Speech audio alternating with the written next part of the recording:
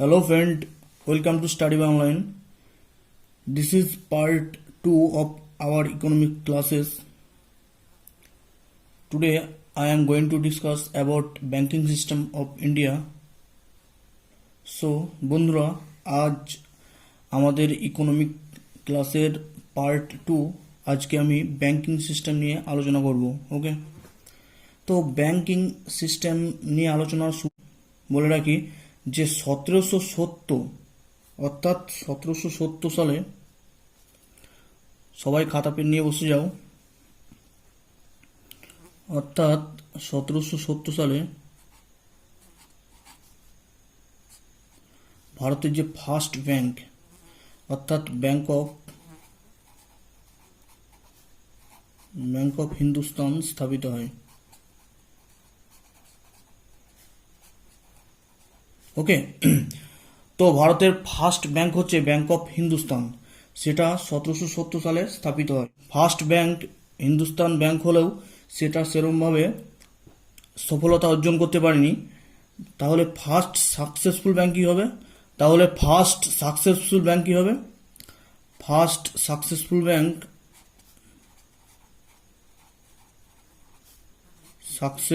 Bank of India, first successful bank of India হবে। আচ্ছা, first যে সাকসেসফুল ব্যাংক অফ ইন্ডিয়া সেটা হচ্ছে ব্যাংক অফ বেঙ্গল।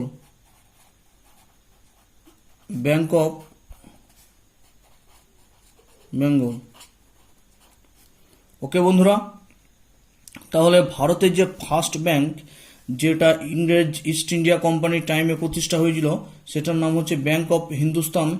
এবং ফার্স্ট যে সাকসেসফুল ব্যাংক অর্থাৎ প্রথম যে ব্যাংকটি সফলতা অর্জন করেছিল ভারতে, সেটা হচ্ছে ব্যাংক অফ বেঙ্গল। ওকে, এরপরে যে ফার্স্ট কমার্শিয়াল ব্যাংক, সেটা মনে রাখবে তোমরা, লেখো ফার্স্ট কমার্শিয়াল ব্যাংক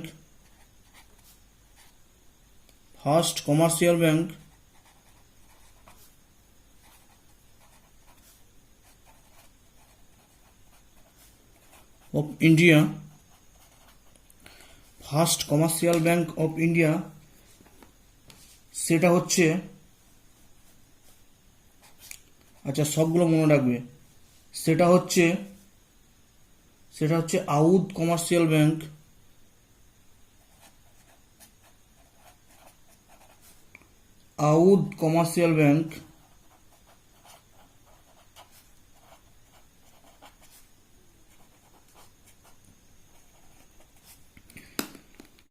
তো বন্ধুরা, যদি বলা হয় ভারতের ফার্স্ট ব্যাংক কোনটি, তাহলে সেটা হবে ব্যাংক অফ হিন্দুস্তান। এবং যদি বলা হয় ফার্স্ট সাকসেসফুলি কাজ করেছে কোন ব্যাংক, তাহলে সেটা হবে ব্যাংক অফ বেঙ্গল। এবং যদি বলা হয় first commercial bank of India, তাহলে সেটি হবে আউধ কমার্শিয়াল ব্যাংক। ওকে, তো এটা ফার্স্টতম ব্যাংকের সম্বন্ধে আমরা জানলাম। এরপরে direct 1921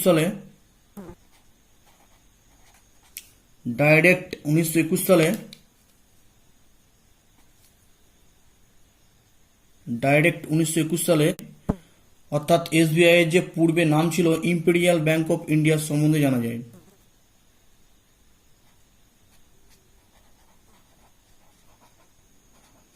imperial bank of India.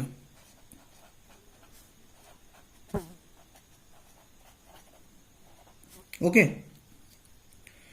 তো বন্ধুরা, আমরা ব্যাংকের যে ইতিহাসটা পড়ছি একদম ইংরেজ টাইম, সেটা হচ্ছে ফার্স্ট 1770 সালে ভারতে প্রথম ব্যাংক অফ হিন্দুস্তান আত্মপ্রকাশ করেছিল। সেকেন্ড যে ব্যাংকটা সাকসেসফুলি কাজ করতে শুরু করেছিল সেটা হচ্ছে ব্যাংক অফ বেঙ্গল। এবং যে ফার্স্ট কমার্শিয়াল ব্যাংক সম্বন্ধে আমরা জানতে পারি সেটা হচ্ছে আউধ কমার্শিয়াল ব্যাংক। এরপরে যে ইম্পর্টেন্ট ব্যাংকটা সেটা হচ্ছে 1921 সালে ইম্পেরিয়াল ব্যাংক অফ ইন্ডিয়া প্রতিষ্ঠা হয়। ওকে, যদিও এই ইম্পেরিয়াল ব্যাংকটা পরবর্তীকালে স্টেট ব্যাংক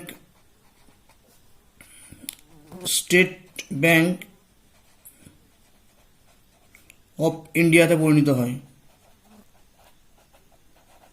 আচ্ছা, এর জন্য স্টেট ব্যাংক অফ ইন্ডিয়াতে পরিণত হওয়ার জন্য একটি কমিটি গঠন হয়েছিল, 1955 সালে সেটা হচ্ছে অল ইন্ডিয়া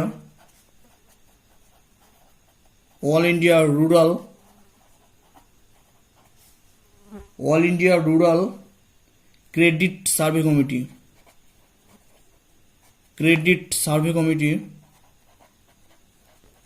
কমিটি। তো বন্ধুরা, ইম্পেরিয়াল ব্যাংক অফ ইন্ডিয়া যেটি 1955 সালে অল ইন্ডিয়া ক্রেডিট সার্ভে কমিটির দ্বারা স্টেট ব্যাংক অফ ইন্ডিয়াতে পরিণত হয়, ঠিক আছে, যেটি 1956 সালে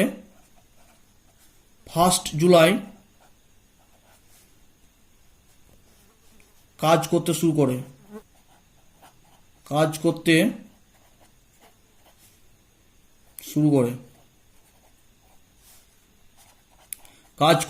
করে।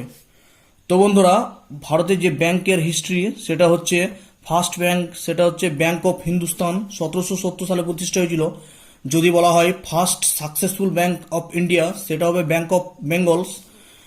আর যদি পরীক্ষায় কোশ্চেনে আসে যে first commercial bank of India সেটা হবে আউধ কমার্শিয়াল ব্যাংক। ওকে, এবং তারপরে ইম্পর্টেন্ট যে ব্যাংকটা সেটা ব্রিটিশ আমলেই প্রতিষ্ঠিত হয়েছিল ইম্পেরিয়াল ব্যাংক অফ ইন্ডিয়া। ওকে, সেটা 1955 সালে অল ইন্ডিয়া ক্রেডিট সার্ভে কমিটির দ্বারা স্টেট ব্যাংক অফ ইন্ডিয়াতে পরিণত হয়। ওকে, স্টেট ব্যাংক অফ ইন্ডিয়াতে দিয়ে এই স্টেট ব্যাংক অফ ইন্ডিয়া 1956 সালে 1 জুলাই থেকে তার কার্যকাল শুরু করে। ওকে বন্ধুরা, ঠিক আছে। আচ্ছা, এই ইম্পেরিয়াল ব্যাংকের পরে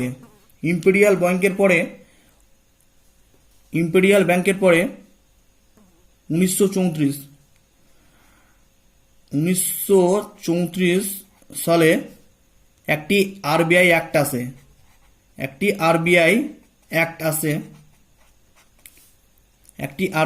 আসে।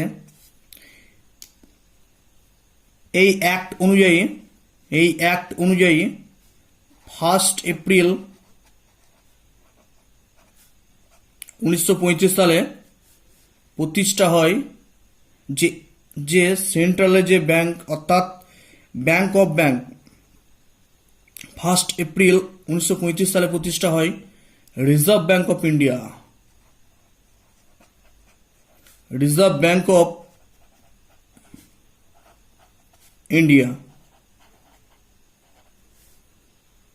ওকে বন্ধুরা, তাহলে 1934 সালে যে আরবিআই অ্যাক্ট আছে সেই অ্যাক্ট অনুযায়ী 1 এপ্রিল 1935-এ রিজার্ভ ব্যাংক অফ ইন্ডিয়া অর্থাৎ আরবিআই প্রতিষ্ঠা হয়। ওকে, তো আরবিআই হচ্ছে একটি স্ট্যাটুটারি বডি। এটি হচ্ছে একটি স্ট্যাটুটারি বডি।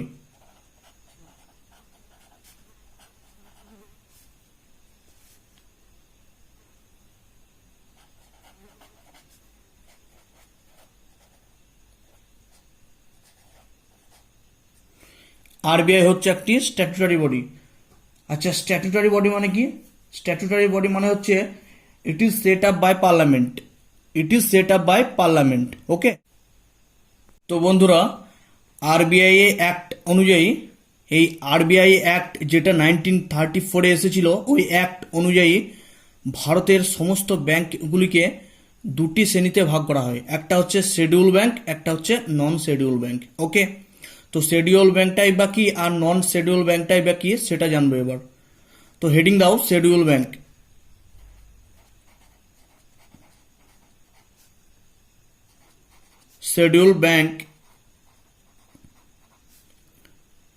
এবং নিচে হেডিং দাও নন schedule bank.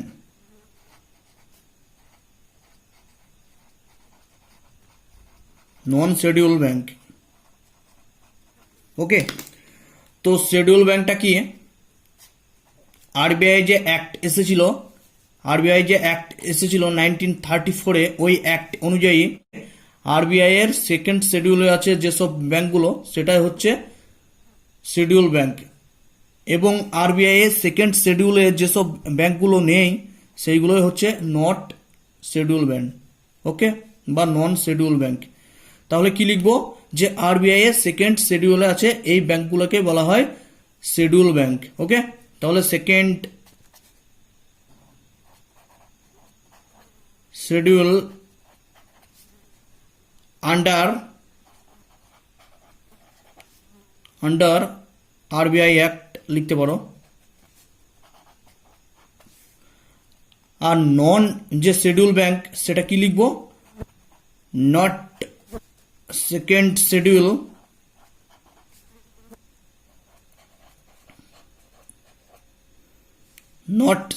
Schedule under RBI act.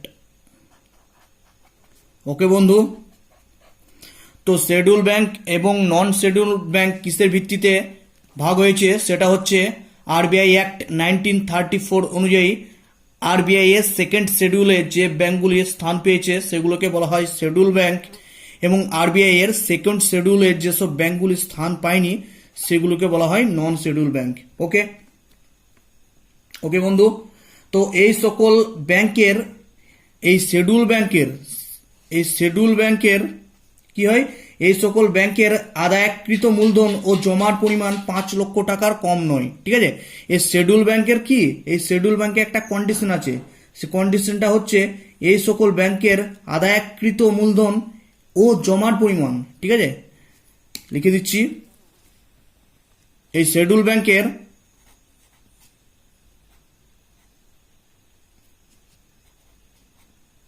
আদায়কৃত মূলধন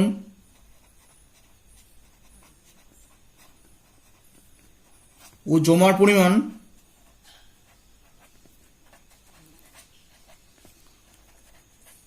পরিমাণ কত লাখ টাকা, 5 lakh and above.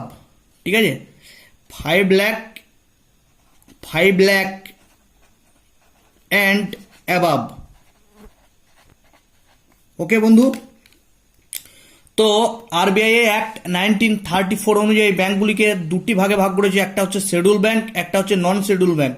Schedule bank কোনগুলো, যেগুলো আরবিআই অ্যাক্ট সেকেন্ড শিডিউলে আছে, আরবিআই অ্যাক্ট অনুযায়ী সেকেন্ড শিডিউলে আছে সেগুলো হচ্ছে শিডিউল ব্যাংক, এবং যেগুলো সেকেন্ড শিডিউলে নাই সেগুলো হচ্ছে নন শিডিউল ব্যাংক। ওকে, তো সেকেন্ড শিডিউলে যে ব্যাংকগুলি আছে তাদের কন্ডিশন কি থাকতে হবে, তাদের কন্ডিশন থাকতে হবে যে আদায়কৃত মূলধন এবং জমার পরিমাণ মিনিমাম 5 লাখ অ্যান্ড তার অ্যাবাভ হতে হবে। ওকে বন্ধু, তো শিডিউল ব্যাংক কোনগুলো, শিডিউল ব্যাংক আমাদের স্টেটের ম্যাক্সিমাম ব্যাংকগুলোই হচ্ছে শিডিউল ব্যাংক, যেমন state bank of India, bank of Baroda, সমস্তটাই শিডিউল ব্যাংকের মধ্যে পড়ে। আর নন শিডিউল ব্যাংকের মধ্যে কে পড়ে, একটা এক্সাম্পল লিখে দিচ্ছি তোমাদের কনফিউজ ক্লিয়ার হওয়ার জন্য। নন শিডিউল ব্যাংকগুলির মধ্যে পড়ে স্টেট ব্যাংক অফ সিকিম আছে, নন শিডিউল ব্যাংকটা মুখস্থ রাখবে, শিডিউল ব্যাংক তো জানোই তোমরা। নন শিডিউল ব্যাংক হচ্ছে একটা হচ্ছে স্টেট ব্যাংক অফ সিকিম, আর একটা তুমি বলতে পারো যে লোকাল এরিয়া ব্যাংক বলতে পারো, লোকাল এরিয়া ব্যাংক। ওকে বন্ধু, তো এখানে শিডিউল ব্যাংক তো আমরা সবাই জানি, ম্যাক্সিমাম শিডিউল ব্যাংকেরই নাম জানি, বাট নন শিডিউল ব্যাংক একটা হচ্ছে স্টেট ব্যাংক অফ সিকিম আর একটা হচ্ছে লোকাল এরিয়া ব্যাংক, মনে রাখবে। ওকে বন্ধু, ব্যাংক জানলাম, আরবিআই অ্যাক্ট 1934 কি বলা আছে সেটাও জানলাম। এরপর হেডিং দাও ফাইন্যান্সিয়াল ইনস্টিটিউশনস। ওকে, বা আর্থিক প্রতিষ্ঠান।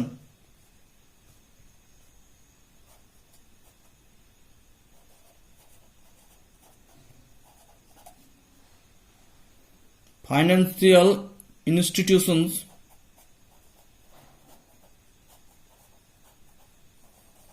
বা আর্থিক প্রতিষ্ঠান।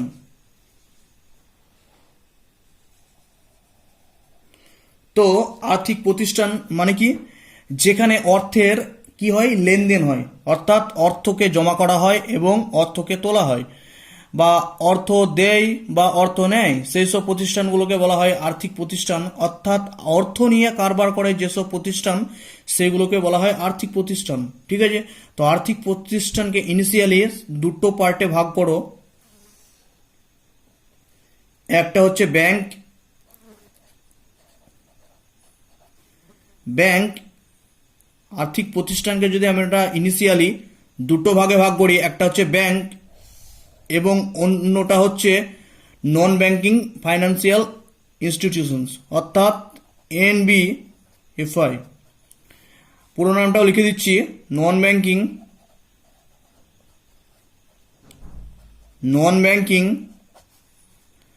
ফাইন্যান্সিয়াল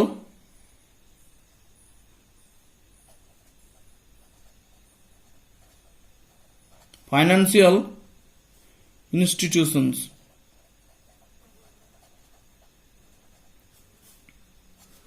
অর্থাৎ বন্ধুরা, যে কোনো আর্থিক প্রতিষ্ঠানকে যদি দুটো ভাগে ভাগ করি, একটা হবে ব্যাংক আর একটা হবে নন ব্যাংকিং ফাইন্যান্সিয়াল ইনস্টিটিউশনস। আচ্ছা, ব্যাংক বলতে আমরা কি বুঝি? যে ব্যাংকটা লিখলাম একটা আর্থিক প্রতিষ্ঠান, তো এটা মোটামুটি অ্যাপ্রোপ্রিয়েট সংজ্ঞা কি হতে পারে? তো সাধারণ দৃষ্টিভঙ্গিতে আমরা ব্যাংক বলতে বুঝি যে প্রতিষ্ঠানে চেক ইস্যু করা হয়, অর্থাৎ যে প্রতিষ্ঠানে চেক ইস্যু করলাম তার পরিবর্তে একটা নগদ টাকা পেলাম। বা আরেকভাবে বলতে পারো যে সাধারণ জনগণের কাছ থেকে, অর্থাৎ সাধারণ জনগণ এমন একটা জায়গায় টাকা রাখলো, ঠিক আছে, টাকা জমা করে রাখলো, সেই জায়গা থেকে সেই কর্তৃপক্ষ সেই টাকা নিয়ে ব্যবসাদারকে টাকাটা ঋণে দিল বা কোনো আর্থিক প্রতিষ্ঠানকে টাকাটা ঋণে দিল। অতএব যে মাধ্যমের মধ্য দিয়ে সাধারণ জনগণের টাকা ব্যবসাদারদেরকে বা কোনো আর্থিক প্রতিষ্ঠানকে ঋণের মাধ্যমে দেওয়া হয় টাকাটা, সেই মাধ্যমটাকে বলা হয় ব্যাংক। অর্থাৎ ব্যাংকের মধ্যে আমরা জনসাধারণ টাকা জমা করি, সেই টাকা নিয়ে ব্যাংক কর্তৃপক্ষ ব্যবসাদারকে ঋণ দেয় বা আর্থিক প্রতিষ্ঠানকে ঋণ দেয়, ঠিক আছে, ওই ঋণটা নিয়ে কিছু পার্সেন্টেজ সুদ আমাদেরকে দেয়। অর্থাৎ ব্যাংকে দেখতে পাচ্ছ যে কিছু মানুষের টাকা জমা হচ্ছে, আবার কিছু মানুষকে টাকা ঋণ হিসাবে দেওয়া হচ্ছে। তো একটি মাধ্যম হিসাবে ব্যাংক কাজ করছে, টাকা পয়সা লেনদেনের একটি মাধ্যম হিসাবে ব্যাংক কাজ করছে। তাহলে ব্যাংকের সংজ্ঞাটা আশা করছি বোঝা গেছে। আর NBFI মানে কি? নন ব্যাংকিং ফাইন্যান্সিয়াল ইনস্টিটিউশনস, অর্থাৎ এটাও একটা আর্থিক প্রতিষ্ঠান, কিন্তু এটা ব্যাংকের মতো নয়। এটি ব্যাংকের গতানুগতিক যে পদ্ধতি সেটার বাইরে। তো ভারতের ব্যাংকগুলোকে আমরা একটু আগে বলেছি যে দুটো শ্রেণীতে ভাগ করেছি, একটা হচ্ছে শিডিউল ব্যাংক, একটা হচ্ছে নন শিডিউল ব্যাংক, ঠিক আছে। তো ভারতের ব্যাংকগুলোকে আমরা ইনিশিয়ালি দুটো শ্রেণীতে ভাগ করব।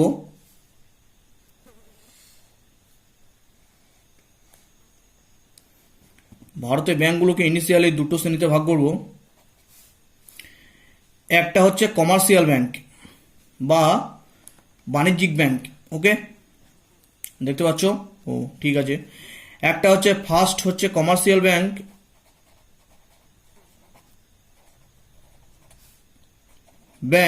বা বাণিজ্যিক ব্যাংক, এবং সেকেন্ডটা হচ্ছে কোঅপারেটিভ ব্যাংক, অর্থাৎ সমবায় ব্যাংক, কোঅপারেটিভ ব্যাংক।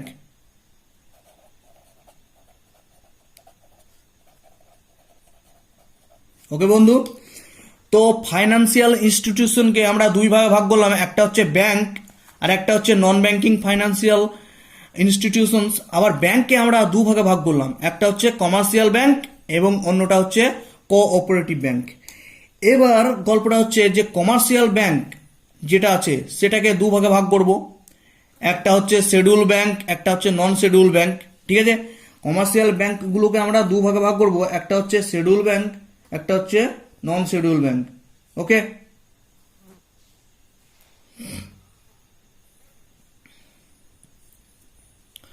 তো কমার্শিয়াল ব্যাংকগুলো প্রফিটের মোটিভ নিয়ে চলে, এটা জেনে রাখবে।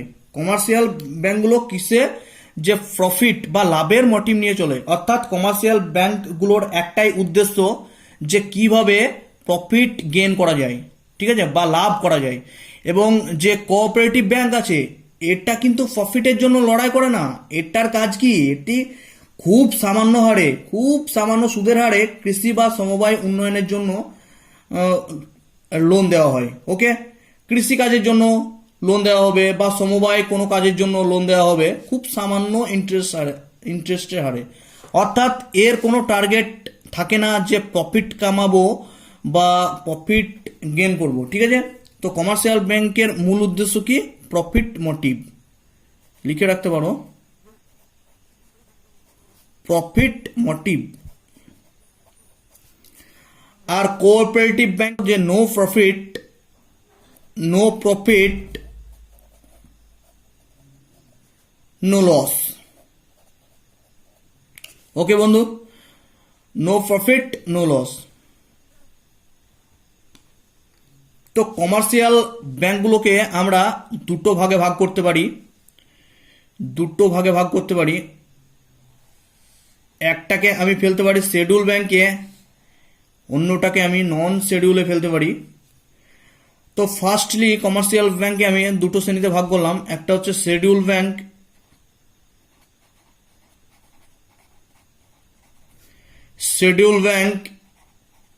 অন্যটা হচ্ছে নন শিডিউল ব্যাংক।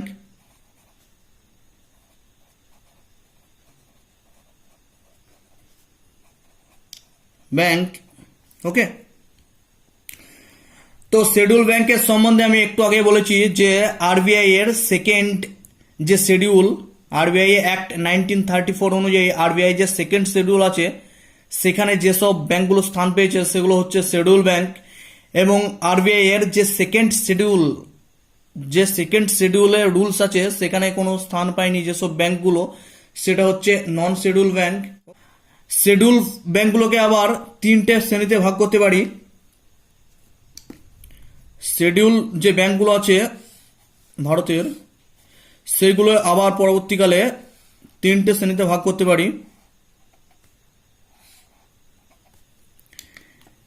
একটা হচ্ছে পাবলিক সেক্টর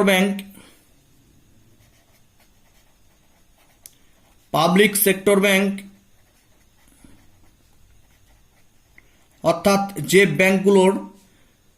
ব্যাংকগুলোর অধিকার গভর্নমেন্টের আছে, অর্থাৎ যে ব্যাংকের উপর 50% শেয়ার গভর্নমেন্টের।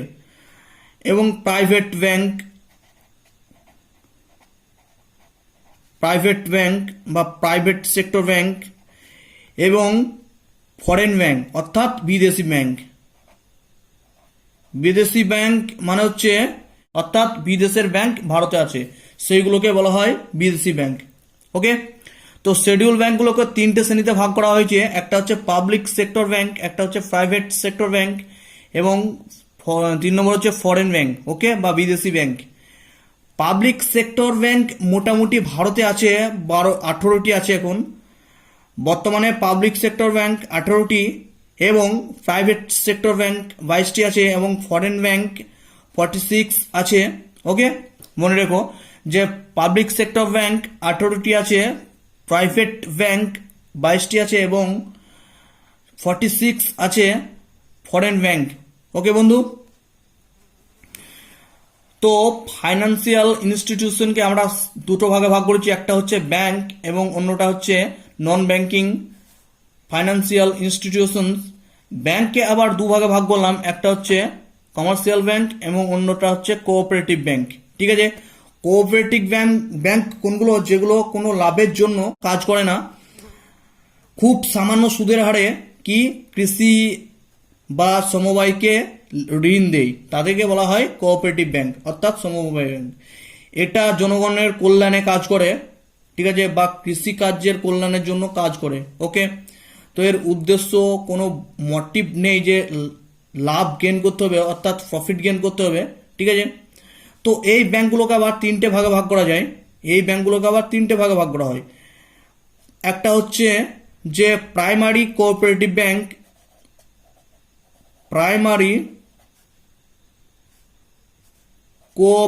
ব্যাংক,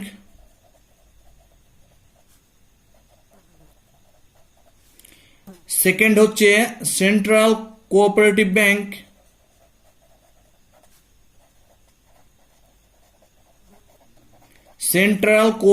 ব্যাংক, এবং থার্ড হচ্ছে state cooperative bank. State cooperative bank.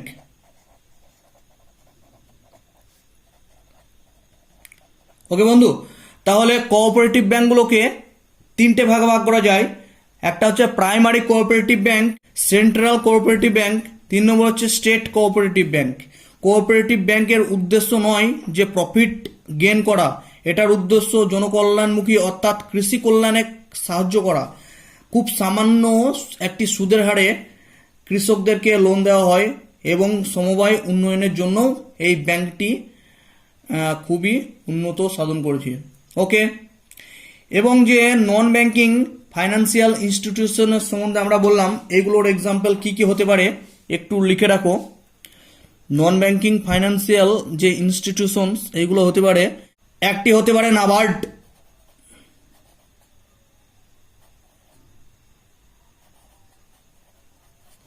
Second হতে পারে সিডবি, ঠিক আছে, থার্ড হতে পারে এক্সিম ব্যাংক, ফোর্থ হতে পারে ন্যাশনাল হাউসিং ব্যাংক, ঠিক আছে। এইগুলো হচ্ছে নন ফাইন্যান্সিয়াল ইনস্টিটিউশনস। ওকে বন্ধু, তাহলে ক্লিয়ার হলো। আচ্ছা, নাবার্ড এটা যে কৃষিকাজের সঙ্গে যুক্ত, এটা আমরা জানি। আর সিডবি যে স্মল ইন্ডাস্ট্রিয়াল ব্যাংক, ঠিক আছে, যেগুলো ছোট ছোট শিল্পের জন্য ঋণ দেয়, সেগুলো হচ্ছে স্মল ইন্ডাস্ট্রিয়াল ব্যাংক। এবং এক্সিম ব্যাংক এটা হচ্ছে এক্সপোর্ট ইম্পোর্ট ব্যাংক এবং নন হাউসিং ব্যাংক। ওকে, তো এইগুলো সমস্তটাই হচ্ছে কি নন ব্যাংকিং ফাইন্যান্সিয়াল ইনস্টিটিউশনস। ওকে, তাহলে আরেকবার রিক্যাপ করে দিচ্ছি যে ফাইন্যান্সিয়াল ইনস্টিটিউশন অর্থাৎ আর্থিক যে প্রতিষ্ঠান, সেগুলোকে মোটামুটি আমরা দুটো ভাগে ভাগ করলাম। একটা হচ্ছে ব্যাংক, ঠিক আছে, আর একটা হচ্ছে নন ব্যাংকিং ফাইন্যান্সিয়াল ইনস্টিটিউশনস। ওকে, ব্যাংকগুলোকে আবার দুটো শ্রেণীতে ভাগ করেছি ইনিশিয়ালি। একটা হচ্ছে কমার্শিয়াল ব্যাংক এবং অন্যটা হচ্ছে কোঅপারেটিভ ব্যাংক। কমার্শিয়াল ব্যাংকের উদ্দেশ্যই হচ্ছে প্রফিট মোটিভ অর্থাৎ লাভ গেইন করা, এবং যে কোঅপারেটিভ ব্যাংক আছে এইগুলোর কোনো প্রফিট মোটিভ থাকে না।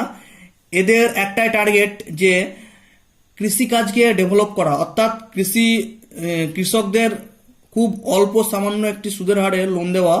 এছাড়াও সমবায়ের উন্নত সাধনের জন্য এই ব্যাংকটি বেশ উপকারী। ওকে, এবং কমার্শিয়াল ব্যাংকগুলোকে দুটো শ্রেণীতে ভাগ করা হয়েছে, একটা হচ্ছে শিডিউল ব্যাংক আর একটা হচ্ছে নন শিডিউল ব্যাংক। ওকে, তো শিডিউল ব্যাংক কোনগুলো? শিডিউল ব্যাংক যেগুলো আরবিআই এর যে 1934 যে আরবিআই অ্যাক্ট, ওই অ্যাক্ট অনুযায়ী আরবিআই এর সেকেন্ড শিডিউলে যে ব্যাংকগুলি স্থান পেয়েছে সেগুলোকে বলা হয় শিডিউল ব্যাংক। ওকে, শিডিউল ব্যাংকে আবার তিনটে শ্রেণীতে ভাগ করা হয়েছে, পাবলিক সেক্টর ব্যাংক অর্থাৎ সরকারি ব্যাংক, প্রাইভেট সেক্টর ব্যাংক অর্থাৎ কোম্পানির ব্যাংক, এবং ফরেন ব্যাংক অর্থাৎ বিদেশি ব্যাংক। মানে সাপোজ ধরো আমেরিকার কোনো কোম্পানি ভারতে ব্যাংক স্থাপন করেছে, ওটা হবে বিদেশি ব্যাংক। ওকে, বা চীনের কোনো ব্যাংক ভারতে একটি শাখা খুলেছে, সেটা হবে বিদেশি ব্যাংক। ওকে, এবং নন শিডিউল ব্যাংকের এক্সাম্পল কি হবে? নন শিডিউল ব্যাংকের এক্সাম্পল হবে এখানে যে state bank of Sikkim, state bank of Sikkim, বা আর একটা এক্সাম্পল তোমরা লিখে নিতে পারো যে লোকাল এরিয়া ব্যাংক। ওকে, তো ব্যাংকের যে ক্লাসিফিকেশন সেটা কমপ্লিট হলো। আরেকবার রিক্যাপ করে দিচ্ছি যে ফাইন্যান্সিয়াল ইনস্টিটিউশনকে ইনিশিয়ালি দুটো ভাগে ভাগ করা যায়, একটা হচ্ছে ব্যাংক, একটা হচ্ছে নন ব্যাংকিং ফাইন্যান্সিয়াল ইনস্টিটিউশনস। ব্যাংককে আবার দুটো শ্রেণীতে ভাগ করা হচ্ছে, একটা হচ্ছে কমার্শিয়াল ব্যাংক অর্থাৎ বাণিজ্যিক ব্যাংক, এবং অন্যটা হচ্ছে সমবায় ব্যাংক। আচ্ছা, বাণিজ্যিক ব্যাংকের একটাই উদ্দেশ্য, সেটা হচ্ছে প্রফিট মোটিভ অর্থাৎ কিভাবে প্রফিট বা লাভ বাড়ানো যায় সেই সব চিন্তা ভাবনা নিয়ে এরা পলিসি বের করে বিভিন্ন ধরনের। আর কোঅপারেটিভ ব্যাংকের একটাই উদ্দেশ্য যে দেশের কৃষিকাজ এবং সমবায়কে কিভাবে ডেভেলপ করা যায়। ওকে, কমার্শিয়াল ব্যাংকগুলোকে আবার পরে দুটো শ্রেণীতে ভাগ করা হয়েছে, একটা হচ্ছে শিডিউল ব্যাংক, একটা হচ্ছে নন শিডিউল ব্যাংক। শিডিউল ব্যাংকের মধ্যে সেইগুলো পড়বে যেগুলো আরবিআই এর সেকেন্ড শিডিউলের মধ্যে আছে, এবং নন শিডিউল ব্যাংকের মধ্যে সেইগুলো পড়বে যেগুলো আরবিআই এর যে 1934 অ্যাক্ট এসেছিল, সেই অ্যাক্টের সেকেন্ড শিডিউলের মধ্যে নেই। ওকে, শিডিউল ব্যাংকগুলোকে আবার তিনটে শ্রেণীতে ভাগ করা হয়েছে। একটা হচ্ছে পাবলিক সেক্টর ব্যাংক অর্থাৎ সরকারি ব্যাংক, প্রাইভেট সেক্টর ব্যাংক অর্থাৎ কোম্পানি ব্যাংক, এবং ফরেন ব্যাংক অর্থাৎ বিদেশি ব্যাংক। ওকে, এবং নন শিডিউল ব্যাংকের উদাহরণ হচ্ছে, একটা হচ্ছে স্টেট ব্যাংক অফ সিকিম এবং অন্যটা হচ্ছে লোকাল এরিয়া ব্যাংক। ওকে, এবং কোঅপারেটিভ ব্যাংকগুলোকে তিনটে শ্রেণীতে ভাগ করা হয়েছে। একটা হচ্ছে প্রাইমারি কোঅপারেটিভ ব্যাংক, এবং সেকেন্ডটা হচ্ছে সেন্ট্রাল কোঅপারেটিভ ব্যাংক, এবং থার্ডটা হচ্ছে স্টেট কোঅপারেটিভ ব্যাংক। ওকে, এবং নন ফাইন্যান্সিয়াল যে ব্যাংকগুলো আছে, ব্যাংক ইনস্টিটিউশনগুলো আছে, সেগুলো হচ্ছে নাবার্ড, সিডবি, এক্সিম এবং ন্যাশনাল হাউজিং ব্যাংক। ওকে, তো বন্ধুরা কোনগুলো পাবলিক সেক্টর ব্যাংক এবং কোনগুলো প্রাইভেট সেক্টর ব্যাংক একটু জেনে নিই। ওকে, যেসব ব্যাংকগুলোর ওপর সরকারি অধিকার 50%-এর 50%-এর বেশি, যেসব ব্যাংকগুলোর উপর অধিকার সরকারি, বা যেসব ব্যাংকগুলো শেয়ার সরকার 50%-এর বেশি কিনেছে, 50%-এর বেশি শেয়ার, সেই ব্যাংকগুলো শেয়ার কার? গভর্নমেন্ট। যেসব ব্যাংকগুলোর 50%-এর উপর বেশি শেয়ার গভর্নমেন্টের, সেগুলোকে বলা হয় পাবলিক সেক্টর ব্যাংক। অর্থাৎ যেসব ব্যাংকগুলোর উপর বা ব্যাংকগুলোর শেয়ার 50%-এর বেশি গভর্নমেন্টের, সেগুলোকে বলা হয় পাবলিক সেক্টর ব্যাংক। এবং যেসব ব্যাংকগুলোর উপর সরকারি 50%-এর শেয়ারের বেশি থাকে না, অর্থাৎ সরকারি শেয়ার 50%-এর উপর থাকে না, সেগুলোকে বলা হয় প্রাইভেট ব্যাংক। ওকে, তাহলে প্রাইভেট ব্যাংকের শেয়ার 50%-এর বেশি কাদের শেয়ার থাকে? প্রাইভেট কোনো কোম্পানির শেয়ার থাকে। ওকে, বেশ, তাহলে 50% শেয়ার কোম্পানির। ওকে, তাহলে বুঝতে পারলে পাবলিক সেক্টর ব্যাংক কোনগুলো? যেগুলো 50%-এর বেশি শেয়ার গভর্নমেন্টের, সেগুলো হচ্ছে পাবলিক সেক্টর ব্যাংক। এবং প্রাইভেট সেক্টর ব্যাংক কোনগুলো? যেগুলো 50%-এর বেশি শেয়ার কার? কোম্পানি, সেগুলোকে বলা হয় প্রাইভেট ব্যাংক। ওকে, বা কোম্পানি ব্যাংক। আর যেটা ইম্পর্টেন্ট সেটা জানবো, যে পাবলিক সেক্টর ব্যাংকগুলোকে আবার তিনটে শ্রেণীতে ভাগ করা হয়েছে। একটা হচ্ছে যে ন্যাশনালাইজ ব্যাংক, একটা হচ্ছে ন্যাশনালাইজ ব্যাংক। একটু পরে জানবো যে 1969 সালে ইন্দিরা গান্ধীর টাইমে প্রথম ভারতের ব্যাংকগুলির রাষ্ট্রীয়করণ, 14টি ব্যাংকের রাষ্ট্রীয়করণ হয়েছিল 1969 সালে, এবং 1980 সালে আরও 6টি ব্যাংকের রাষ্ট্রীয়করণ হয়েছিল। ঠিক আছে, তো ওই ব্যাংকগুলোকে বলা হয় ন্যাশনালাইজ ব্যাংক। ওকে, আর সেকেন্ড যে ভাগটা হচ্ছে সেটা হচ্ছে SBI and associated bank. Okay, SBI এবং তার অ্যাসোসিয়েটেড ব্যাংকগুলোকে সেকেন্ড পজিশনে ফেললাম। আইডিবিআই অ্যান্ড ভারতীয় মহিলা bank,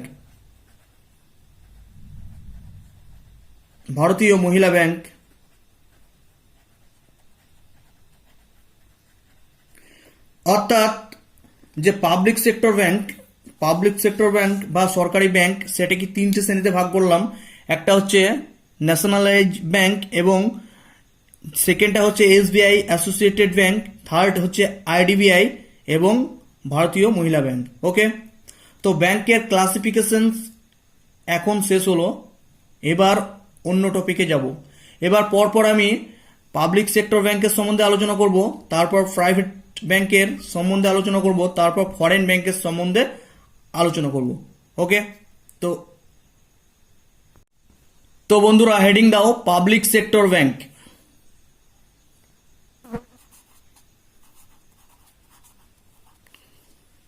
public sector bank,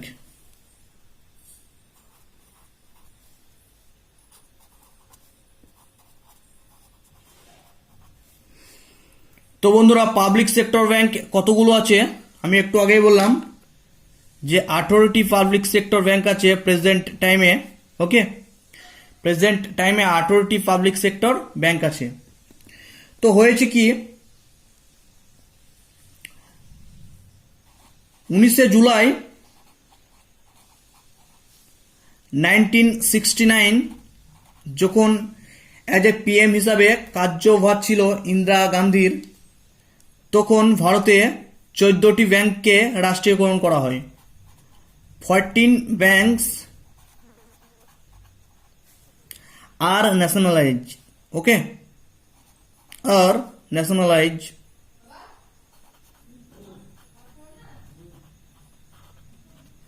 okay বন্ধু, তাহলে 1969 সালে 19 জুলাই 14টি ব্যাংক রাষ্ট্রীয়করণ হয় ইন্দিরা গান্ধীর টাইমে। এটা প্রতিটি পরীক্ষার একটি কমন কোশ্চেন হিসাবে দেখা যায়, ঠিক আছে। তো একটি অর্ডিন্যান্সের দ্বারা গভর্নমেন্ট একটি অর্ডিন্যান্স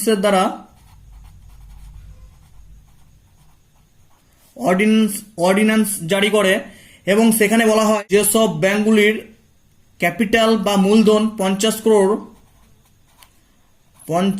crore অ্যান্ড অ্যাবাভ, অর্থাৎ 50 কোটি বা তার বেশি, সেই সব ব্যাংকগুলির শেয়ার গভর্নমেন্ট 50%-এর উপর কিনে নেবে। অর্থাৎ সেই সব ব্যাংকগুলির শেয়ার মোর দেন 50% শেয়ার কি করবে, গভর্নমেন্ট কিনে নেবে, গভর্নমেন্ট অফ ইন্ডিয়া কিনে নেবে, ঠিক আছে। এরকম ব্যাংকের সংখ্যা কতগুলো ছিল তৎকালীন? 14টি। তাহলে আরেকবার ভালো করে বোঝো, ওই ইম্পর্টেন্ট ডেট, সেই ইম্পর্টেন্ট ডেট 19 জুলাই 1969 সালে 14টি ব্যাংক ন্যাশনালাইজ হয় ইন্দিরা গান্ধীর টাইমে। তখন ভারত সরকার একটি অর্ডিন্যান্স জারি করে যেসব তৎকালীন ব্যাংকগুলির 50 কোটি বা তার বেশি মূলধন আছে, সেই সব ব্যাংকগুলির 50%-এর বেশি যে শেয়ার, সেটা ভারত সরকার কিনে নিয়েছিল এবং 14টি ব্যাংক রাষ্ট্রীয়করণ হয়েছিল। ওকে, তো এই ইম্পর্টেন্ট ডেটটা মনে রাখবে, এটি WBCS প্রিলিতে এবং WBCS মেনেও আসে। ওকে, তো এরপর আবার একটা ডেট এসেছিল, খুব ইম্পর্টেন্ট ভাইটাল ডেট সেকেন্ড টাইমের জন্য, সেটা হচ্ছে অন 15 এপ্রিল 1980। ওকে, 15 এপ্রিল 1980 যখন ইন্দিরা গান্ধী আবার প্রধানমন্ত্রী ছিল, তখন কি হয়েছিল, তখন আরও 6টি ব্যাংক ন্যাশনালাইজ হয়েছিল, আরও 6টি ব্যাংক ন্যাশনালাইজ করা হয়েছিল।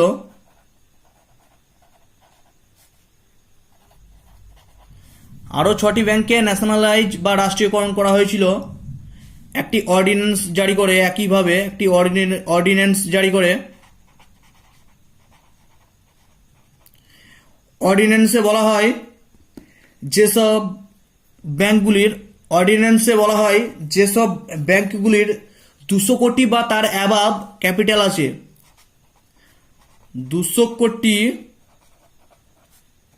বা অ্যাবাভ ক্যাপিটাল আছে, সেসব ব্যাংকগুলোর 50% শেয়ার গভর্নমেন্ট কিনে নেবে। ওকে, তো এইভাবে 15 এপ্রিল 1980 সালে আরও 6টি ব্যাংক ন্যাশনালাইজ হয়ে গেল একটি অর্ডিন্যান্স জারি করে। অর্ডিন্যান্সে বলা হয়েছিল যে তৎকালীন যেসব ব্যাংকগুলির ক্যাপিটাল 200 করোড় বা বেশি, সেসব ব্যাংকগুলিকে ন্যাশনালাইজ করা হবে, ঠিক আছে। এবং আগে 1955 সালে, আচ্ছা এখানে দেখো, এখানে 1969 সালে কতগুলো ব্যাংক ন্যাশনালাইজ হয়েছিল, 14, ঠিক আছে। তারপর 1980 সালে কতগুলি ব্যাংক ন্যাশনালাইজ হয়েছিল, 6, ঠিক আছে। তাহলে এখানে হলো 14 প্লাস 6 প্লাস আর একটি ব্যাংক আছে যেটা আগেই ন্যাশনালাইজ হয়ে গিয়েছিল, সেটা হচ্ছে SBI। আমি লিখে দিচ্ছি, সেটা কি SBI। আচ্ছা, SBI কবে ন্যাশনালাইজ হয়েছিল? SBI 1955 সালে। আমি বললাম যে একটু আগে যে রুরাল ক্রেডিট সার্ভে কমিটি 1955 সালের SBI কে একটি সরকারি ব্যাংক হিসাবে স্বীকৃতি দেয়। তাহলে লিখে নিতে পারো এখানে 1955 সালে যে কমিটি গঠন হয়েছিল, সেটা কমিটিটা খুব ইম্পর্টেন্ট, পরীক্ষা আসে, ঠিক আছে। Rural credit survey committee. এই কমিটি অনুযায়ী এসবিআই গভর্নমেন্ট ব্যাংকে পরিণত হয়, অর্থাৎ সরকারি ব্যাংকে পরিণত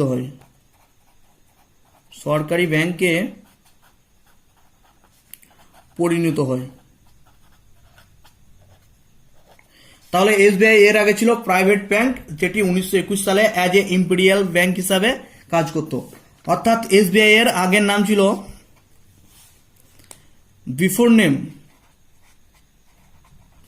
বিফোর নেম কি, imperial bank of India. Imperial bank of India. Okay, তাহলে 1921 সালে যে ইম্পেরিয়াল আছে, এখানে তারিখটাও লিখে নাও, 1921 সালে প্রতিষ্ঠা হয়েছিল। আচ্ছা, 1921 সালে যে ইম্পেরিয়াল ব্যাংক অফ ইন্ডিয়া, যেটা পরবর্তীকালে রুরাল ক্রেডিট সার্ভে কমিটির দ্বারা এসবিআই এ পরিণত হয়, অর্থাৎ স্টেট ব্যাংক অফ ইন্ডিয়াতে পরিণত হয়। ওকে, তো টোটাল আমাদের ন্যাশনালাইজ ব্যাংক হলো 14/6/20 আর 21টা। টোটাল আমাদের ন্যাশনালাইজ ব্যাংক হয়েছিল 1980 সালে 21টি। ওকে, 21টি ন্যাশনালাইজ ব্যাংক। তারপর কি হয়েছিল একটু নোটের আকারে লিখে নাও, ঠিক আছে, একটু ছোট্ট করে নোটের আকারে লিখে নাও। নোটে লিখে রাখো যে নিউ ব্যাংক অফ ইন্ডিয়া, একটা ন্যাশনালাইজ ব্যাংক ছিল, new bank of India, NBI, অর্থাৎ, আচ্ছা ফুল ফর্মটা লিখে দিচ্ছি, নিউ ব্যাংক অফ ইন্ডিয়া, সেটা কি হয়েছিল, সেটা 4 সেপ্টেম্বর 1993 কি হয়েছিল, পাঞ্জাব ন্যাশনাল ব্যাংকের সঙ্গে সাবমার্জ হয়ে গিয়েছিল। কার সঙ্গে? পাঞ্জাব ন্যাশনাল ব্যাংকের সঙ্গে সাবমার্জ হয়ে গিয়েছিল। তা মনে থাকবে যে নিউ ব্যাংক অফ ইন্ডিয়া, যেটা ওই 21টি শিডিউল রাষ্ট্রীয়করণ ব্যাংকের মধ্যে ছিল, সেটি 4 সেপ্টেম্বর 1993 সালে পাঞ্জাব ন্যাশনাল ব্যাংকের সঙ্গে সাবমার্জ হয়ে যায়। তাহলে এখন ব্যাংকের সংখ্যা কতগুলো হবে? 20টি, ঠিক আছে। 21টি রাষ্ট্রীয়করণ ব্যাংক ছিল, তার মধ্যে একটি ব্যাংক পাঞ্জাব ন্যাশনাল ব্যাংকের সঙ্গে মিশে যায়, তাহলে এখন ব্যাংকের সংখ্যা হবে 20টি। ওকে, তাহলে এখন কতগুলো হলো? 20টি। এখন কতগুলো হলো? প্রেজেন্টে 20টি। তারপরে আবার কি হয়েছিল দেখুন, তারপর আগের বছর অর্থাৎ 2019 সালে 1 এপ্রিল অনুযায়ী দেনা ব্যাংক এবং বিজয়া ব্যাংক,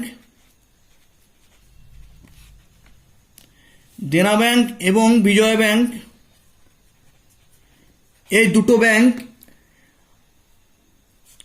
ব্যাংক 1 এপ্রিল 2019-এ bank of Baroda, BOB, bank of Baroda সাথে মিশে যায়, ঠিক আছে। তাহলে দেখো টোটাল 21টি ন্যাশনালাইজ ব্যাংক ছিল কবে? 1980 সালে, ঠিক আছে। এর মধ্যে national bank of India 4 September 1993 সালে পাঞ্জাব ন্যাশনাল ব্যাংকের সঙ্গে সাবমার্জ হয়ে যায়, দিয়ে টোটাল ন্যাশনালাইজ ব্যাংকের সংখ্যা হয় 20টি। এরপরে আবার আগের বছর 1 এপ্রিল 2019 সালে দেনা ব্যাংক এবং বিজয়া ব্যাংক অফ বরোদার সঙ্গে সাবমার্জ হয়ে যায়, দিয়ে এখন প্রেজেন্ট টাইমে টোটাল যে পাবলিক সেক্টর ব্যাংক, সেটা হচ্ছে কতগুলো? তাহলে একটু আগে লিখে দিয়েছি 18টি। তাহলে বোঝা গেল 1980 সালে, আর একটু ছোট করে লিখে দিচ্ছি, 1980 সালে টোটাল 21টি ছিল কি? Nationalise bank. তারপর 1993 সালে পাঞ্জাব ন্যাশনাল ব্যাংকের সঙ্গে যখন নিউ ব্যাংক অফ ইন্ডিয়া জুড়ে গেল, তখন হলো 20টি ব্যাংক। তারপর 2019 সালে দেনা ব্যাংক এবং বিজয়া ব্যাংক অফ বরোদার সঙ্গে জুড়ে গেল, তখন হয়ে গেল 18টি পাবলিক সেক্টর ব্যাংক। ওকে, তাহলে বোঝা গেল কেন 18টি পাবলিক সেক্টর ব্যাংক, আশা করছি বোঝা গিয়েছে। এরপর আমি আলোচনা করব স্টেট ব্যাংক এবং তার অ্যাসোসিয়েটেড ব্যাংকগুলির ব্যাপারে। বন্ধুরা, 1921 সালে যে ইম্পেরিয়াল ব্যাংক অফ ইন্ডিয়া স্থাপিত হয়েছিল সেটা পরবর্তীকালে রুরাল ক্রেডিট সার্ভে কমিটির দ্বারা স্টেট ব্যাংক অফ ইন্ডিয়াতে পরিণত হয় 1955 সালে, এবং যেটি 1956 সালে তার কার্যকাল স্টার্ট করেছিল। পরবর্তীকালে যে স্টেট ব্যাংকের সঙ্গে তার কয়েকটি অ্যাসোসিয়েটেড ব্যাংক অ্যাড হয়, ঠিক আছে, স্টেট ব্যাংকের সঙ্গে কয়েকটি তার অ্যাসোসিয়েটেড ব্যাংক অ্যাড হয়, সেগুলো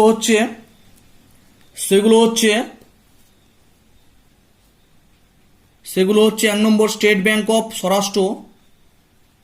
7টি অ্যাসোসিয়েটেড ব্যাংক আছে, এবং কবে কবে স্টেট ব্যাংকের সঙ্গে তারা যুক্ত হয় এটাও লিখে রাখতে পারো, যে ফার্স্টলি স্টেট ব্যাংক অফ, এগুলো সব যা নাম লিখছে সেগুলো হচ্ছে স্টেট ব্যাংকের অ্যাসোসিয়েটেড ব্যাংক। তো ফার্স্টলি যেটা হচ্ছে স্টেট ব্যাংক অফ স্বরাষ্ট্র,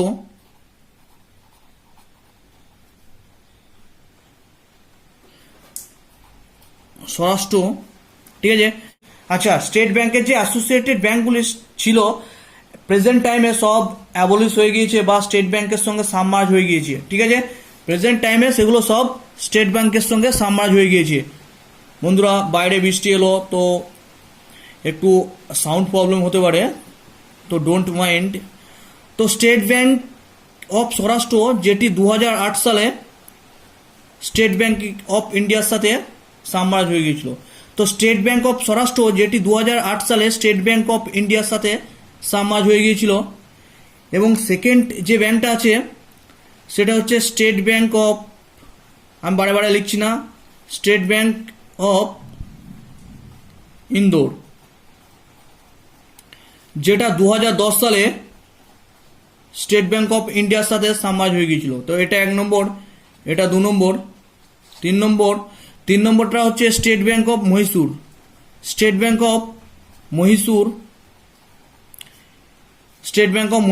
4 নম্বর হচ্ছে স্টেট ব্যাংক অফ পাটিয়ালা, তোমরা নামগুলো মুখস্থ রাখতে পারো, পাটিয়ালা। 5 নম্বর হচ্ছে state bank of Hyderabad.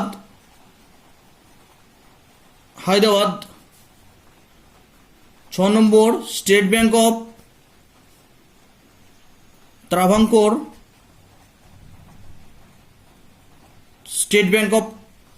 Travancore, 7 নম্বর হচ্ছে state bank of Bikaner and Jaipur. Okay বন্ধু, তাহলে এই 7টি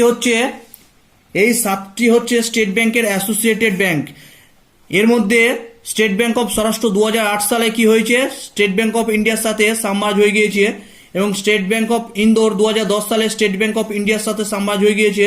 এবং বাকি 5টা অর্থাৎ state bank of Mysore, state bank of Patiala, state bank of Hyderabad, state bank of Travancore, state bank of Bikaner আর জয়পুর, এগুলি 1 এপ্রিল, ডেটটা লিখে রাখো, যে 1 এপ্রিল 2017 সালে স্টেট ব্যাংক অফ ইন্ডিয়ার সাথে সাবমার্জ হয়ে গিয়েছে।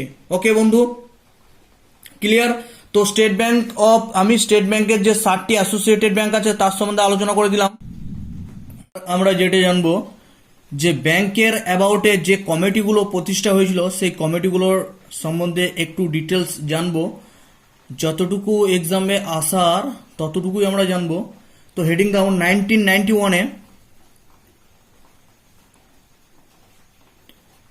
1991-এ যে ফার্স্ট যে কমিটি গঠিত হয়েছিল ব্যাংকিং রিলেটেড, সেটা হচ্ছে নার্সিংহোম কমিটি।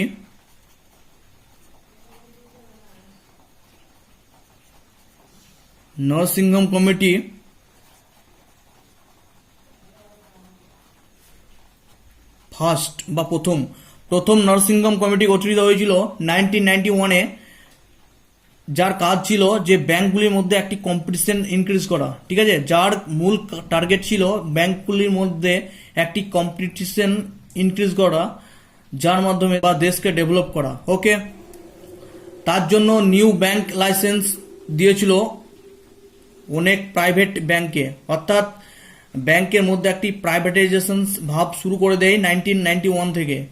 ঠিক আছে, এর আগে 1980 সাল পর্যন্ত সরকারের টার্গেট ছিল যে কোনো প্রাইভেট ব্যাংকগুলিকে রাষ্ট্রীয়করণ করার উদ্দেশ্য ছিল। ঠিক আছে, অর্থাৎ প্রাইভেট ব্যাংকগুলিকে পাবলিক সেক্টর ব্যাংকে পরিণত করেছিল 1980 সাল পর্যন্ত।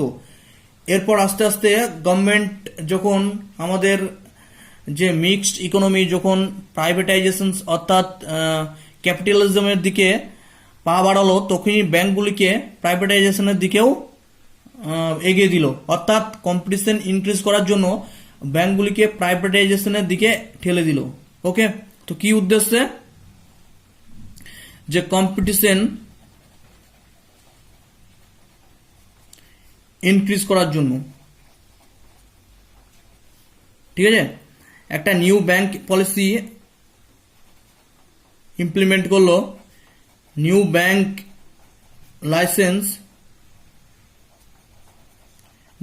লাইসেন্স কাদেরকে দিল? নিউ ব্যাংক পলিসি অনুযায়ী প্রাইভেট এবং ফরেন ব্যাংকগুলোকে।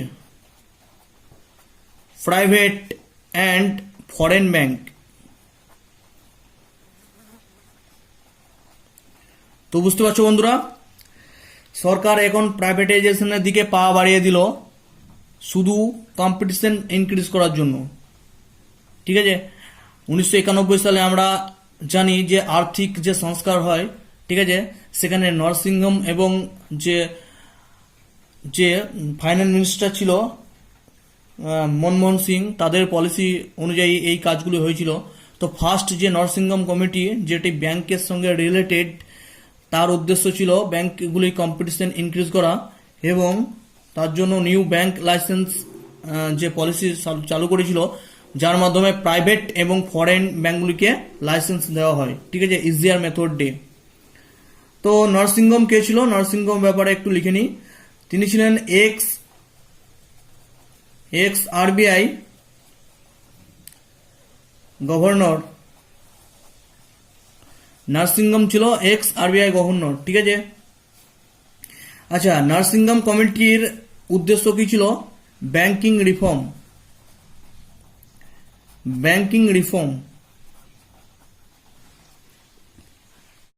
অর্থাৎ নরসিংহম কে ছিলেন এক্স আরবিআই গভর্নর এবং নরসিংহম কমিটি কি উদ্দেশ্যে গঠিত হয়েছিল? ব্যাংকিং রিফর্মের জন্য। ঠিক আছে, তার উদ্দেশ্য ছিল যে ব্যাংকিং সেক্টরে কম্পিটিশন ইনক্রিজ করা। তার জন্য যে নিউ ব্যাংক লাইসেন্স এনেছিল, সেটি প্রাইভেট এবং ফরেন কোম্পানিগুলিকেও ব্যাংক স্থাপনের একটি কি স্কোপ করে দিয়েছিল। ওকে, তো এর ফলে কি হয়েছিল? ফলাফল হিসাবে আমরা একটু আগেই জানলাম যে 1993 সালে 4 সেপ্টেম্বর কি ঘটনা ঘটলো যে নিউ ব্যাংক অফ ইন্ডিয়া, সেটি পাঞ্জাব ন্যাশনাল ব্যাংকের সঙ্গে জুড়ে গেল। আরও ঘটনা হয়েছিল 1993-94 সালে। 93 সালে 4 সেপ্টেম্বর কি ঘটনা হয়েছিল? যে নিউ ব্যাংক অফ ইন্ডিয়া, যেটি সাবমার্জড অর্থাৎ জুড়ে গিয়েছিল বা মিশে যায় কার সাথে? পাঞ্জাব ন্যাশনাল ব্যাংকের সাথে।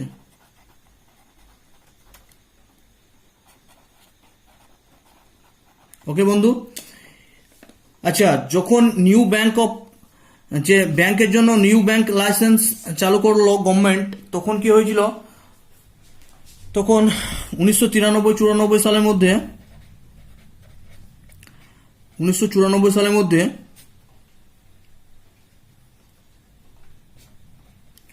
10টি নিউ ব্যাংক স্থাপিত হয়।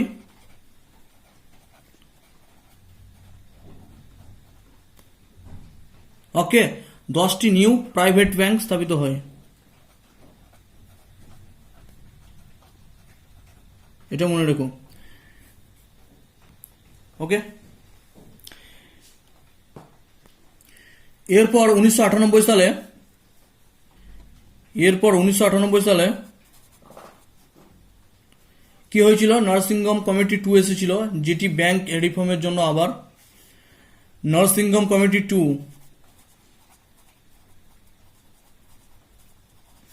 নরসিংহম কমিটি 2 গঠিত হয়েছিল। ঠিক আছে, নরসিংহম তো চেনো, একটু আগে বললাম যে এক্স আরবিআই গভর্নর। এই নরসিংহম কমিটি 2 গঠিত হয়। এই কমিটি অনুযায়ী দুটো ব্যাংক যেটা 2004 সালে প্রাইভেট ব্যাংকে পরিণত হয়, হয়েছিল, নাম কি?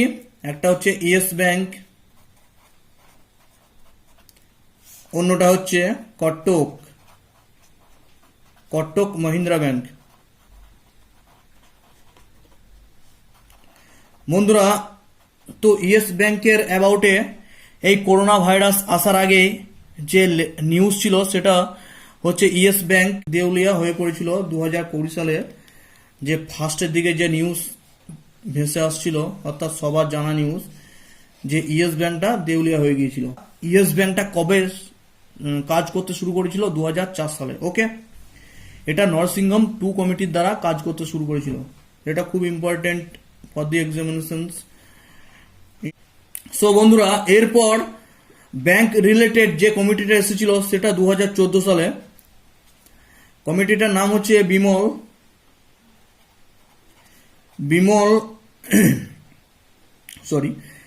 Bimal Jalan committee. Bank related যে থার্ড কমিটি গঠিত হয়েছিল সেটা হচ্ছে বিমল জালান কমিটি। এই কমিটির দ্বারা দুটো ব্যাংক স্থাপিত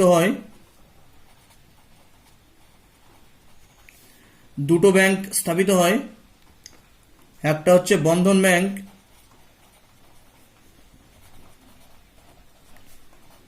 ব্যাংক, ঠিক আছে, আর আইডিএফসি ব্যাংক। ওকে, তো বন্ধু যে 2014 সালে বিমল জালান কমিটি গঠিত হয়, ব্যাংকের রিলেটেড 3 নম্বর কমিটি, যেটার মাধ্যমে আরো দুটো ব্যাংক প্রতিষ্ঠা হয়। সেটা হচ্ছে, একটা হচ্ছে বন্ধন ব্যাংক এবং 2 নম্বর হচ্ছে আইডিএফসি ব্যাংক। তো এইভাবে প্রাইভেট ব্যাংকগুলোকে স্থাপিত করা হয় দেশের মধ্যে সরকারি উদ্যোগে। বন্ধুরা, এবার যেটা জানবো আমরা সেটা হচ্ছে নিউ ব্যাংক লাইসেন্স, অর্থাৎ প্রেজেন্ট টাইম 2020 অনুযায়ী কোনো ফাইন্যান্সিয়াল কোম্পানি যদি ব্যাংকের লাইসেন্স নিতে চায় তাহলে তাকে কি কি ক্রাইটেরিয়া ফুলফিল করতে হবে সেগুলো একটু জানবো। অর্থাৎ কোনো ফাইন্যান্সিয়াল কোম্পানি যদি ব্যাংকের স্বীকৃতি নিতে চায় নিজেকে ব্যাংকের স্বীকৃতি দিতে চায়, তাহলে তাকে কি কি ক্রাইটেরিয়া ফুলফিল করতে হবে সেগুলো একটু জেনে নিই। সেই ফাইন্যান্সিয়াল কোম্পানির মিনিমাম ক্যাপিটাল হতে হবে 500 কোটি টাকা।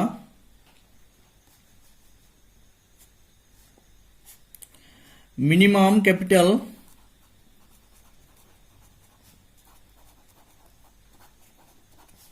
ওই ফাইন্যান্সিয়াল কোম্পানি যে কোম্পানি ব্যাংকের জন্য অ্যাপ্লাই করবে আর 500 কোটি টাকা ক্যাপিটাল থাকতে হবে। ওকে, 500 কোটি টাকা মিনিমাম ক্যাপিটাল থাকতে হবে তার। এবং 2 নম্বর যেটা হতে হবে সেটা হচ্ছে ওই ফাইন্যান্সিয়াল কোম্পানিকে 15 বছরে পুরনো হবে। যে ফাইন্যান্সিয়াল কোম্পানি ব্যাংকের জন্য অ্যাপ্লাই করবে সেই ফাইন্যান্সিয়াল কোম্পানিকে মিনিমাম 15 বছরের পুরনো হতে হবে, অর্থাৎ 15 ইয়ার্সের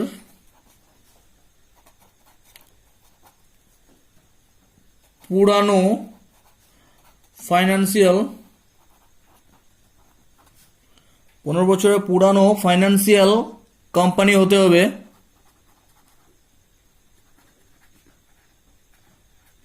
15 বছরের আগে হলে হবে না, 15 বছর মিনিমাম পুরনো হতে হবে, 15 বছরের পুরনো হতে হবে। অর্থাৎ কোনো ফাইন্যান্সিয়াল কোম্পানি যদি ব্যাংকের জন্য অ্যাপ্লাই করতে চায় তাহলে তার মধ্যে মিনিমাম 500 কোটি টাকা ক্যাপিটাল হতে হবে এবং সেই ফাইন্যান্সিয়াল কোম্পানিকে 15 বছরের জন্য পুরনো হতে হবে। 3 নম্বর যে ক্রাইটেরিয়াটা সেটা ফুলফিল করতে হবে, সেটা হচ্ছে ওই যে ফাইন্যান্সিয়াল কোম্পানি ওকে যদি ব্যাংকের স্বীকৃতি দেওয়া হয় তাহলে সেই ব্যাংকের 25% ব্রাঞ্চ রুরাল এরিয়াতে খুলতে হবে। এরকম একটি কন্ডিশন নিয়ে তাকে ব্যাংকের স্বীকৃতি দেওয়া হবে। অর্থাৎ ওই ফাইন্যান্সিয়াল কোম্পানিকে যদি ব্যাংকের স্বীকৃতি দেওয়া হয় তাহলে তার 25% কি, তার 25% ব্রাঞ্চেস কোথায় খুলতে হবে, রুরাল এরিয়াতে খুলতে হবে। ওকে, তাহলে লিখে নাও যে 25% ব্রাঞ্চেস ইন রুরাল এরিয়াতে ওপেন করতে হবে, ওকে। তো এই তিনটে কন্ডিশন যদি ফুলফিল করে তাহলে একটি ফাইন্যান্সিয়াল কোম্পানিকে ব্যাংকের স্বীকৃতি দেবে গভর্নমেন্ট। ওকে,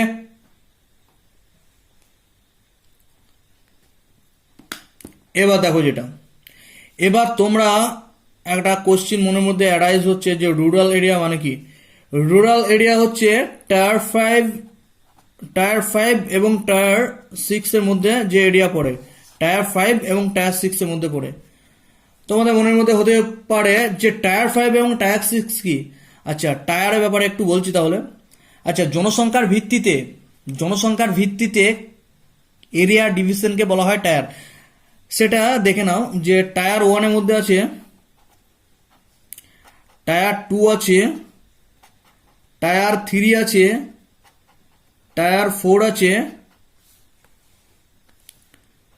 টায়ার 5 আছে, টায়ার 6 আছে।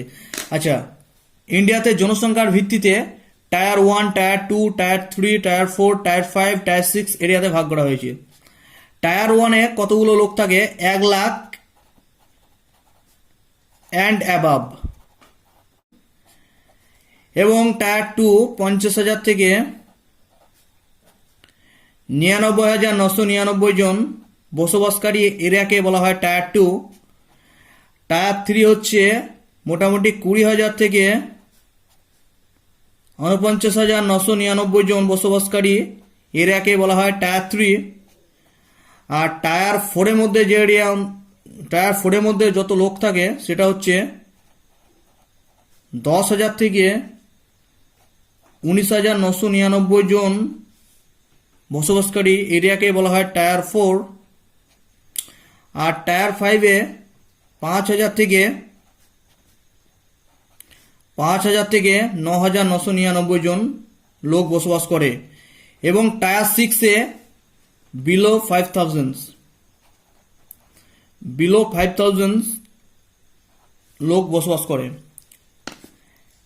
একটা জিনিস দেখো এখানে, টায়ার 5 এবং টায়ার 6 এই দুটো এরিয়াতে দেখো 10,000-এর নিচে লোক বসবাস করে। অর্থাৎ টায়ার 5-এ 10,000 নিচে, অর্থাৎ 9,999 থেকে 5,000 জন লোক বসবাস করে, এবং টায়ার 6-এ বিলো 5,000 লোক বসবাস করে। অর্থাৎ এই এরিয়া দুটোকে বলা হয় রুরাল এরিয়া। ওকে, তাহলে টায়ার 5 এবং টায়ার 6 বোঝা গেল। টায়ার 5 এবং টায়ার 6 কিছু না, এরিয়ার নাম যেটা জনসংখ্যার ভিত্তিতে ভাগ হয়েছে। ওকে, তাহলে tyre 1, tyre 2, tyre 3, tyre 4, tyre 5, tyre 6 সব জানা গেল। টায়ার থেকে কোশ্চিন দেয়, WBCS মেনেও দেয়, প্রিলিতেও দেয়। ওকে, এবং জনসংখ্যাকে আর একটা এলাকা ভিত্তিতে ভাগ করা যায়, সেটা একটু ডান সাইডে লিখে রাখো। সেটা হচ্ছে একটা এরিয়ার নাম মেট্রো, একটা এরিয়া হতে পারে আরবান, আর একটা এরিয়া হতে পারে সেমি আরবান, এবং আর একটা এরিয়া হতে পারে রুরাল। ওকে, তো আরবান এরিয়াতে কতজন লোক বসবাস করে। আচ্ছা, মেট্রো থেকে স্টার্ট করি। মোটামুটি 10 লাখ অ্যান্ড অ্যাবাভ, 10 লাখ এবং অ্যাবাভ এরিয়া, অর্থাৎ 10 লাখ এবং অ্যাবাভ জনসংখ্যা বসবাসকারী এরিয়াকে বলা হয় মেট্রো এরিয়া। আমাদের যে মেট্রো সিটি আছে, যেগুলো হচ্ছে মুম্বাই, চেন্নাই, কলকাতা, দিল্লি, সেগুলো সব মেট্রো এরিয়ার মধ্যে অন্তর্গত। এবং আরবান এরিয়া কোন এরিয়াকে বলা হয়, যে এরিয়াতে 1 লাখ থেকে 9,99,999 জন লোক বসবাস করে, সেইগুলোকে বলা হয় আরবান এরিয়া। দেখতে পাচ্ছ? হ্যাঁ, অর্থাৎ যেসব এরিয়াতে 10,000 থেকে 99,999 জন বসবাস করে তাকে বলা হয় সেমি আরবান এরিয়া। এবং রুরাল এরিয়া দেখো রুরাল এরিয়া দেখো 9,999 জন বসবাসকারী এরিয়াকে বলা হয় রুরাল এরিয়া। তাহলে একটা জিনিস লক্ষ্য করে দেখো, এখানে টায়ার 5 এবং টায়ার 6 এ দেখো 10,000 এর নিচে বসবাসকারী এরিয়াকে বলা হয় রুরাল এরিয়া, যেটা টায়ার 5 এবং টায়ার 6 এ পড়ছে। আর এখানে মোটামুটি 9,999 জন, ঠিক আছে, মানে এখানেও 10,000 এর নিচে পড়ছে, তাহলে এটা হচ্ছে কি রুরাল এরিয়া। তো বন্ধুরা, নিউ ব্যাংক পলিসি পড়লাম, যে একটা নতুন ফাইন্যান্সিয়াল কোম্পানিকে ব্যাংকের যে একটা লাইসেন্স নিতে হলে কি কি ক্রাইটেরিয়া ফুলফিল করতে হবে সেটা পড়লাম। এবং টায়ার 5 এবং টায়ার 6 এ ওই ব্যাংকটিকে 25% ব্রাঞ্চ খুলতে হবে, সেটাও পড়লাম। টায়ার 5 এবং টায়ার 6 এর সম্বন্ধে পড়লাম, তার সঙ্গে টায়ার 1, টায়ার 2, টায়ার 3, টায়ার 4 পড়ে নিলাম। এর সাথে মেট্রো, আরবান এবং সেমি রুরাল এরিয়া পড়লাম। তো আজকে যে ব্যাংকের ক্লাসটা হলো সেটা খুবই ইনফরমেটিভ হতে পারে ডাব্লিউবিসিএস মেন 2020 জন্য। এরপর আমি পার্ট 3, পার্ট 4 করে ক্লাস আনতে থাকবো। ডাব্লিউবিসিএস মেন 2020 কে টার্গেট করে আমি যে সিরিজটা লঞ্চ করেছি ইউটিউব চ্যানেলের মাধ্যমে, সেটা ফুলফিল করব, ওটাই আমার চিন্তা ভাবনা আছে।